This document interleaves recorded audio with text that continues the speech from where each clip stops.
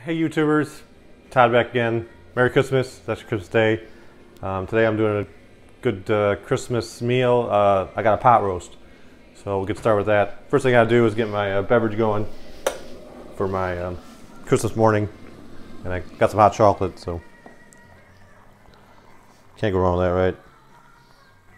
No snow here in Michigan, kind of disappointing, but it's definitely cold.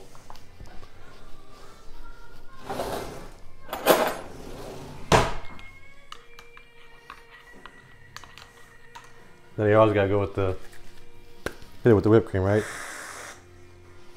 Bonus.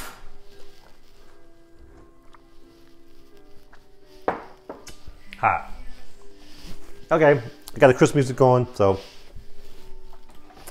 So I got a pot roast. It's a 2-pound shoulder chuck. Got potatoes, celery, and carrots. Got about a cup of an onion, rough chopped. You can see that in the red wine and Worcestershire sauce, some herbs. And first thing I'm gonna do is I got flour in a bowl, about just under half a cup.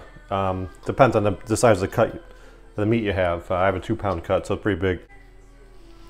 We're gonna dredge the meat in the flour to make kind of a base. And then we'll swing over the cooktop and get things going in the Dutch oven. So helps to have a big bowl. Otherwise you could get flour everywhere. So, and you want to try and get most of the flour off. So just give it a dab. Not the Cam Newton dab, but a dab. Anyway, and then save that leftover flour because we'll use that for the sauce. Okay, so we'll swing over the cooktop and we'll get this thing cooking. All right, go to the cooktop. Got my Dutch oven heating up. I got some oil in there heating up. Again, here goes. We're gonna brown the roast right in the Dutch oven before it goes in the oven. So just helps to have a big stock pot or Dutch oven too. And that's a big piece of meat, so that's gonna take a while to cook down. So I got my oven preheated to 400 degrees. This will take, I would give 2.5 hours from start to finish, so allocate for that. So, all right, we'll brown this up, and then we'll add a few ingredients at the end, and we'll finish off in the oven. All right, the one side's been browning for 3 or 4 minutes, so I'm gonna give it a flip. There you go. You can see the brown crust. That's what you want. Helps form the base. Not only for the meat, but it'll help when you build your gravy in the pot. So let that go for a few minutes, and then we'll get this in the oven. All right, brown up nice. Getting ready to put that in the oven. One thing I got to do is kind of make my sauce. So in my bowl, I have a little bit of leftover flour. It's probably 2 or 3 tablespoons. And I mixed some red wine, and there's about half a can of beef broth. And again, just a little bit of Worcestershire. So you just kind of want to incorporate this together.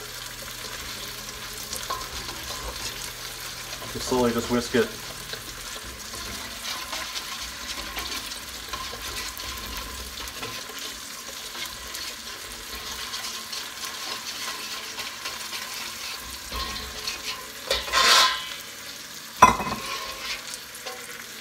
And it doesn't look very special right now, but this will make a good base for the sauce.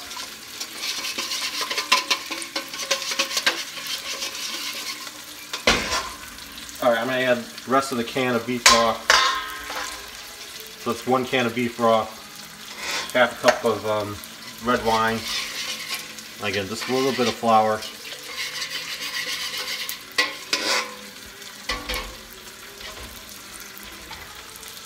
Remember, there's some flour in the beef already, so that'll help it thicken too.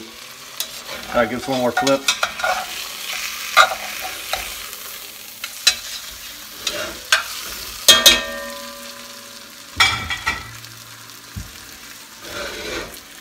All right, in goes the sauce.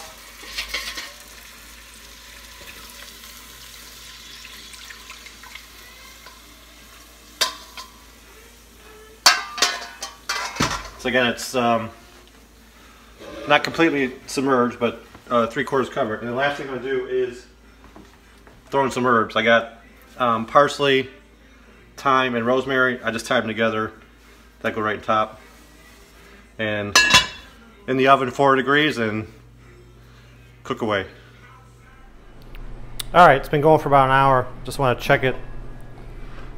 See how tender it is. Still got a ways to go. So the next step, I'll put the potatoes in, which I've cut up. I'm going to give this another 20 minutes, and then I'll add the potatoes. And then the last half hour or so will be the vegetables. So, all right, we'll be back. All right, it's been in the oven for just over an hour and say 20 minutes.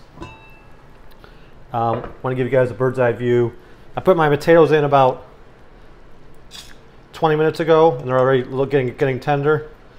You can see the sauce is getting thick. Now I want to add the rest of my vegetables. So I got some onion, and I'll just put all that in there. Remember, that'll cook down. And then I got, again, carrots and celery. Might not use all that celery, but get the carrots in there. And you can see there's still quite a bit of juice. So I'm just going to hit it with a little bit of water. Just want to kind of build up the layer. And that should be it. One thing I wanted to do was get my herbs out. They might be at the bottom, but so again, just add a little bit of water, and then one thing I do, I want to get these herbs out. They're cooked, done with, so they're past their useful life for the recipe. So cover it back up, put it in the oven, and probably another 40 minutes or so. Okay, it's been in the oven for just over 2 hours. The last 40 minutes, I lowered the temperature to about 300. So this is a moment of truth. Again, I just want to check the vegetables are tender. I'm not serving this for like another hour or so, but I'll keep it in the oven warm. It'll continue to cook a little bit, but again, I want to check for that the meat's tender. So, and really the only way to do that is to get it out. So.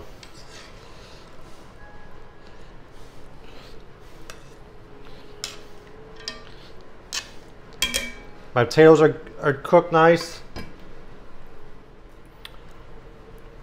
Again, I'm not serving this for about another hour or so. I just want to check for tenderness, so you should be able to pull this apart with essentially a spoon, and you can see I can do that. So it's done. You just cover it with your potatoes and au jus. Carrots are done. You can save some of the gravy for the side. Anyway, there's a nice Christmas pot roast. Okay, Merry Christmas, everybody. Thank you.